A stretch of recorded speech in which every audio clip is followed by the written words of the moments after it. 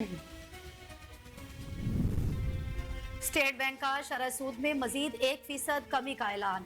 शरह सूद 13% कम करके 12% कर दी गई। Governor state bank Jameel Ahmad कहते हैं महंगाई में मुसलसल कमी शरह सूद में कमी की बड़ी वजह है। मुआशी अशारिये मस्बत हैं। महंगाई और करंट अकाउंट खसारा खातर खा कम हुआ है। दिसंबर तक ज़र मुबादला के ज़खायर में तवक्कात से बढ़कर इजाफा हुआ है। मरकजी बैंक के ज़र मुबादला ज़खायर 11.44 अरब डॉलर हो गए हैं। मुल्क में मजमूई ज़र मुबादला के ज़खायर 16.19 अरब डॉलर हैं। करंट अकाउंट सरप्लस होने से ज़र मुबादला ज़खायर में इजाफा हुआ है।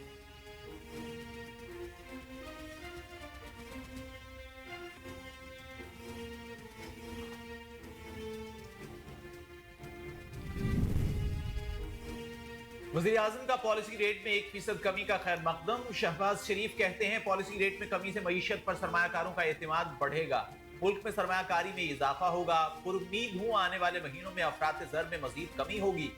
शहबाज शरीफ का आइंदा चंद माह में बिजली के निर्खों में बड़ी कमी का ऐलान। बोले चंद माह में बिजली के निर्खों में बड़ी कमी होगी। उम्मीद है ये IMF का आखिरी प्रोग्राम होगा। पाकिस्तान को माशी लिहाज से मजबूत बनाने के लिए कोशां हैं। कारोबार दोस्त पॉलिसीज में बेहतरी हुकूमत की तरजीह है।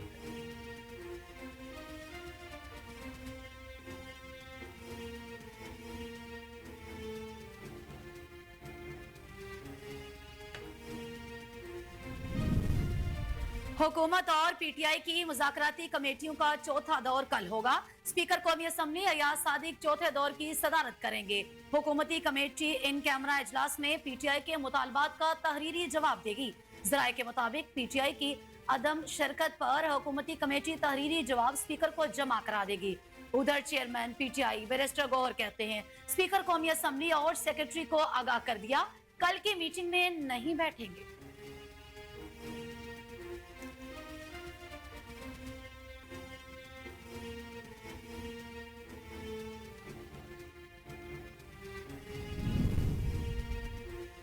वज़ीर आज़म शहबाज शरीफ से सेनेटर इरफान सिद्दीकी की मुलाकात। PTI कमेटी से मुज़ाकरात की तफसील के बारे में आगाह किया। वज़ीर आज़म शहबाज शरीफ का कहना था सियासी जमातों के आपस में राबिते और मुज़ाकरात जमहूरियत की रूह हैं। मुज़ाकरात से गुरेज गैर जमहूरी रवैया है। पाकिस्तान को हंगामों, महाजराई और तसादुम की नहीं, मुफाहिमत और हम आहंगी की जरूरत है। किसी को इजाजत नहीं देंगे कि वो गैर जमहूरी रवैयों से तामीर और तरक्की में रुकावट डाले।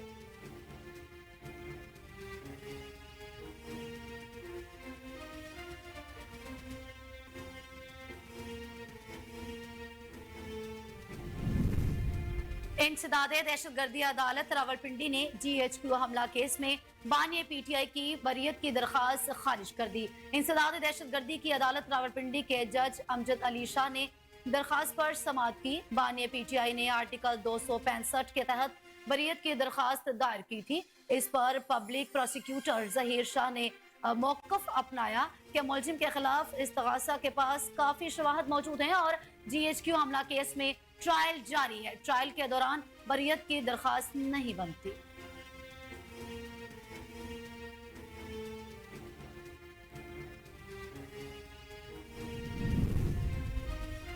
£190 मिलियन रेफरेंस में सजा के खिलाफ इस्लामाबाद हाई कोर्ट में अपीलें दायर कर दी गईं। बानी PTI और बुशरा बीबी की जानिब से एडवोकेट खालिद यूसुफ चौधरी ने अदालत आलिया में अपीलें दायर की। दरखास्त में मौक़िफ़ इख्तियार किया गया कि नैब ने बदनीयती से अपने इख्तियारात का गलत इस्तेमाल किया। नामुकम्मल तफ्तीश की बुनियाद पर जल्दबाजी में सजा सुनाई गई। अदालत सजा को कलअदम करार दे।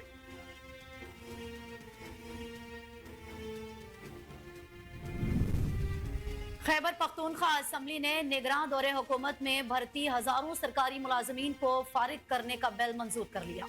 वजीर कानून आफ्ताब आलम आफरीदी ने बिल असम्बली में पेश किया, जिसे ऐवान ने कसरत राय से मंजूर कर लिया। बिल में कहा गया कि साबिक निगरान दौरे हुकूमत में गैर कानूनी तौर पर भर्ती किए गए सरकारी मुलाजमीन को नौकरियों से फारिग किया जाए।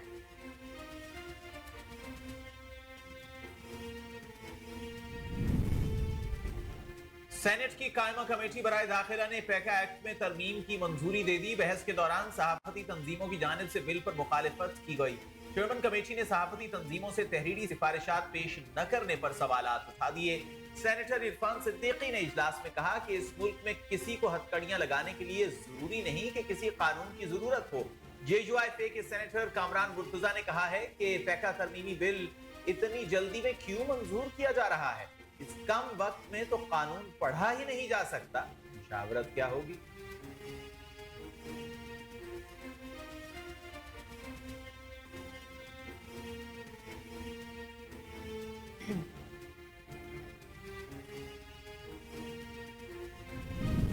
انسانی اسمگلنگ کا مکمل سدباب مشترکہ کوشش اور تعاون سے ممکن ہوگا۔ وزیر اعظم محمد شہباز شریف کی زیر صدارت ٹاسک فورس کا پہلا اجلاس انسانی اسمگلنگ کے سدباب کے لیے قانونی فریم ورک کو مزید مضبوط بنانے کی ہدایت۔ وزیر اعظم کا کہنا ہے کہ قانونی فریم ورک کو مزید مؤثر بنانے کے لیے وزارت داخلہ وزارت قانون و انصاف سے تعاون کریں۔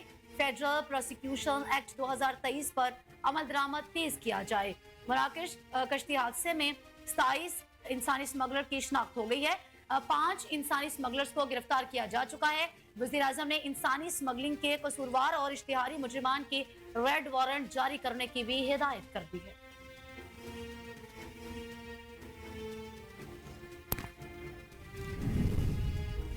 وزیر اعلیٰ پنجاب سے ورلڈ بینک کے ریجنل نائب صدر کی زیر قیادت وفد کی ملاقات۔ مارٹن رائزر نے پنجاب کو ماحولیات میں بہتری کے لیے مؤثر اقدامات پر ریجنل چیمپئن قرار دے دیا۔ ملاقات میں غربت کے خاتمے، IT اور انفراسٹرکچر میں مزید بہتری، ماحولیاتی مسائل کے حل کے لیے مشترکہ اقدامات پر اتفاق کیا گیا۔ ورلڈ بینک کے منصوبوں کی رفتار کو تیز کرنے اور نئے منصوبوں کے آغاز پر تبادلہ خیال کیا گیا۔ ورلڈ بینک کے نائب صدر برائے جنوبی ایشیا نے مریم نواز کے عوامی فلاحی پروجیکٹس کو سراہا۔ مریم نواز کا کہنا تھا کہ ورلڈ بینک کے تعاون سے پنجاب کلین ایئر پروگرام شروع کر رہے ہیں۔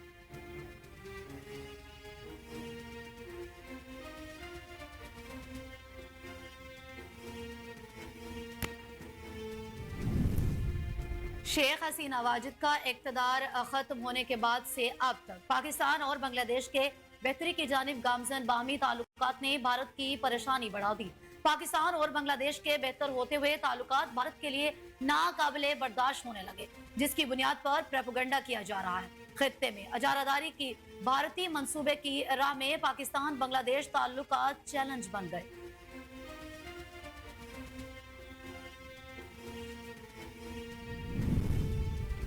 ایڈیشنل رجسٹرار کی توہین عدالت کارروائی کے خلاف انٹرا کورٹ اپیل سماعت کے دوران جسٹس اطہر من اللہ نے بینچ سے الگ ہونے کا عندیہ دے دیا۔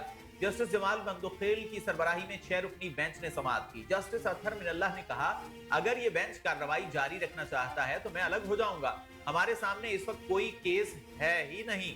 اگر بینچ کارروائی جاری رکھنا چاہتا ہے تو میں معذرت کروں گا۔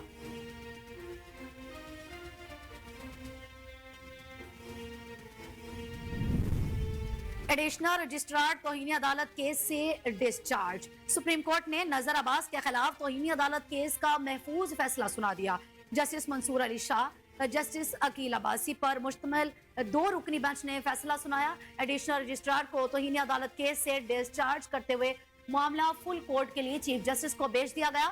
فیصلے میں کہا گیا کہ نذر عباس نے جان بوجھ کر توہین عدالت نہیں کی۔ نذر عباس کے خلاف توہین عدالت کا شو کوز نوٹس واپس لیا جاتا ہے۔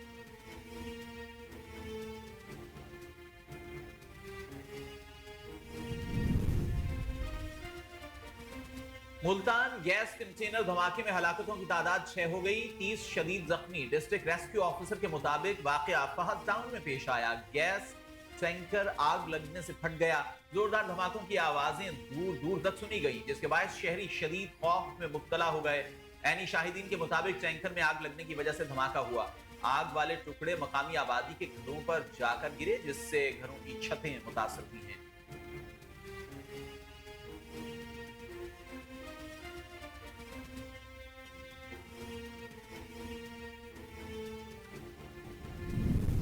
سرے لامکان سے طلب ہوئی، سوئے منتہا وہ چلے نبی۔ ملک بھر میں آج شب معراج انتہائی عقیدت اور احترام سے منائی جا رہی ہے۔ شب معراج کے سلسلے میں مساجد اور عبادت گاہوں کو خصوصی طور پر سجایا گیا ہے۔